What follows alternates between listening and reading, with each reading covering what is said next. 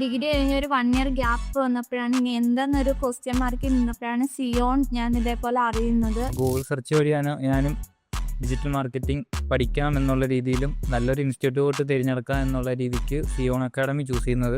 Classes ആണെന്നുണ്ടെങ്കിലും teachers ആണെന്നുണ്ടെങ്കിലും ബാക്കിയെല്ലാം തന്നെ നോക്കിയാലും എന്തുകൊണ്ടും ബെസ്റ്റ് ഒരു ഓപ്ഷൻ ആയിട്ടാണ്.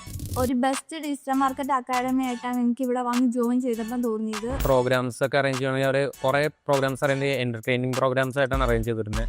അത് ചെയ്തുകൊണ്ട് തന്നെ ഞങ്ങൾ ക്ലാസ്സിലുള്ള പിള്ളേർ തമ്മിൽ ഭയങ്കര കണക്ഷൻ ആയിരുന്നു അങ്ങോട്ടും ഇങ്ങോട്ടും. ക്ലാസ്സസ് എല്ലാം തന്നെ കവർ ചെയ്യുന്നുണ്ട്. നമ്മൾ 2-3 പ്രൊജക്ട്സ് ചെയ്തു.